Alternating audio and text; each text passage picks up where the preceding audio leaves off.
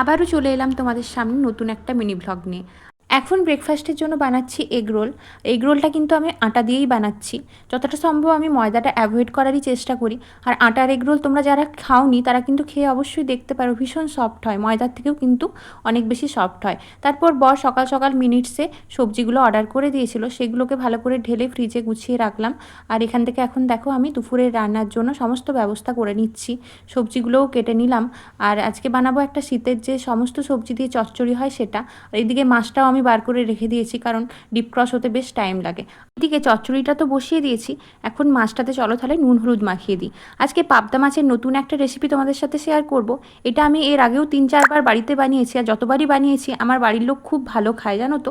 খুব তাড়াতাড়ি হয়ে যায় আর খেতে কিন্তু ভীষণ ভালো লাগে। এই রেসিপিটা যেদিন আমার বাড়িতে হয় সেদিন যেন আমি একটু বেশিই ভাত খেয়ে ফেলি। আর দেখো কাজ করতে করতে চলে এসছে আমার একটা ট্রাইপড, এটা আমার নতুন ট্রাইপড।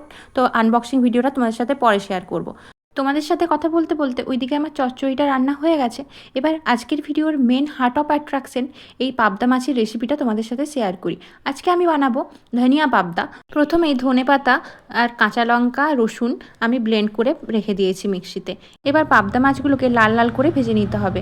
আর এখানে আমি রুই মাছগুলোকেও ভেজে নিচ্ছি, একটা পাবদা মাছের ঝোলের মধ্যে দেবো আর বাকিগুলো ফ্রিজে রেখে দেবো কালকে ঝোল বানানোর জন্য। মাছ ভাজার তেলের মধ্যে এবার দিয়ে দিতে হবে কালো জিরে, বাস তারপরে যে ব্লেন্ড করে রেখেছিলাম মশলাটা সেটা দিয়ে ভালো করে ভেজে নিতে হবে। তেলটা উপরে উঠে এলে নুন পরিমাণ মতো, চিনি, একটুখানি হলুদ, ধনে গুঁড়ো আর জিরে গুঁড়ো দিয়ে ভালো করে মশলাটা ভাজতে হবে।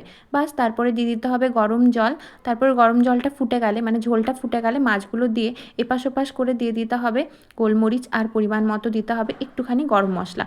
রান্না তো আমার এখানেই শেষ। নামানোর আগে কেউ চাইলে কাঁচা সর্ষের তেলও দিতে পারো, আমি কিন্তু দিইনি। যেদিন আমার হাতে খুব কম সময় থাকে সেদিন পাবদা মাছের আমি এই রেসিপিটা বানাই। এটা আবার কাতলা মাছ দিয়েও হয়।